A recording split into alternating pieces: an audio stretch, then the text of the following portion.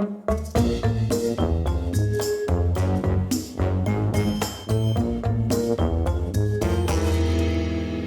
everybody, Garcia here, and in this video I'm going to be comparing Boomtown, which came out back in 2004, this edition from publisher Face to Face Games, that's gone now.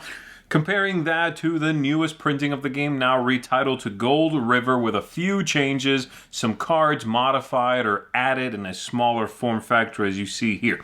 So I'll be telling you the things I prefer in the one edition, the things I prefer in the other one. If all you want to know is which one I like better, well, I like the new one better. And even if you have the previous edition, I would actually recommend, if you can find this, that you actually do pick it up, especially because it has a fantastic two-player mode in it now that really works very well. This one, of course, only played 3 and up. Now you can play 2 players with the new one here.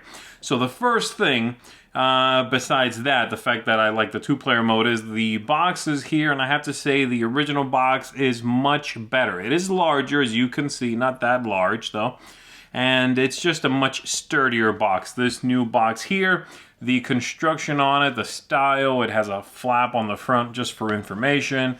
It has this thing that comes out. You then flip this over. It's starting to tear already. As you can see there on the sides, it's starting to go. It's very flimsy. The box is probably the worst part, honestly, of the whole thing. So the original box is much better. It's also hard to sort of just get it back in here, and I'm gonna stop trying. There you go. But let's go ahead and take a look at the components. In this bidding game, you're gonna be needing gold with which to bid and collect and hoard and score at the end of the game. In the original printing, you had these poker chips, very cheap, you know, the kind you find at pharmacy stores and things like that. Cheap little plastic chips. They're fine. They're sturdy. That's one thing. They're definitely you know, very easy to throw around. You don't have to worry about them getting damaged. The new ones are just cardboard tokens. They have a lot more personality. They are kind of small, especially the singles are a little on the tiny side, about the size of a thumbnail. But they work well, and I like the look of these certainly more than I like these. These look a little bland, like you modified the components for something sturdier, which they are, but I do like the original ones just fine. This is kind of a split, but if you like the immersion that comes with games, then I think the new ones here do a good job of that.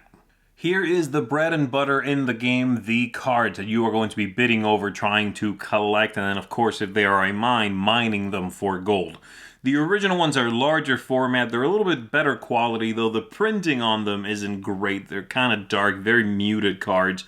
The new ones are worse quality, but the artwork is very nice. They are smaller, as you can see, and they are also language independent, which I'm a little concerned about. There's a lot of effects you're going to end up having to look up.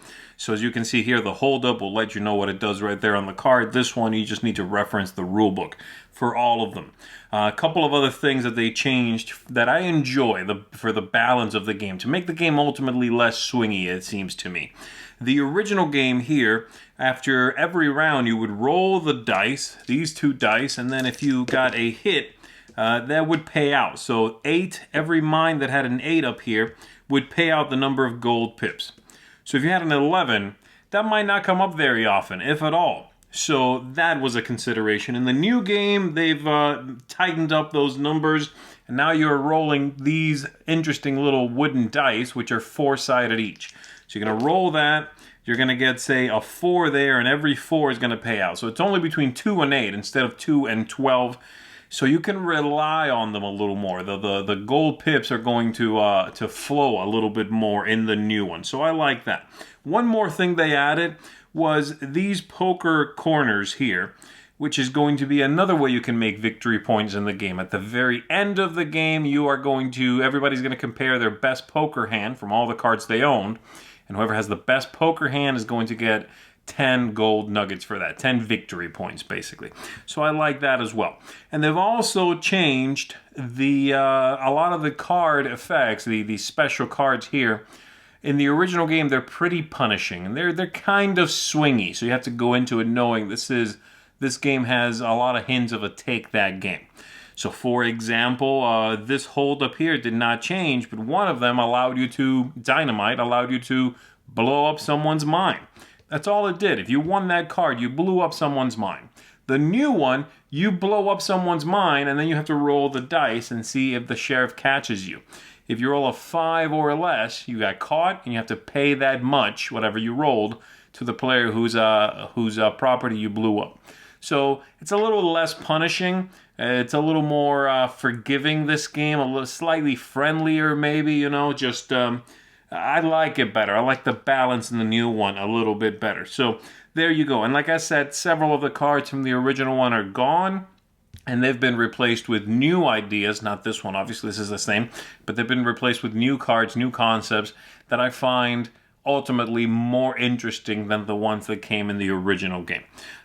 You also got in the original game, if you had 2 properties, the first person to have 2 properties in the same location, say 2 Cold Mountain mines, then you would get the mayor for that town. This was it in the original game. Nice chunky wooden piece here. In the new one, it is simply a card that is going to tell you how many points you're going to get. 5 victory points. So you would just keep that until somebody takes it from you, just like they could take this from you.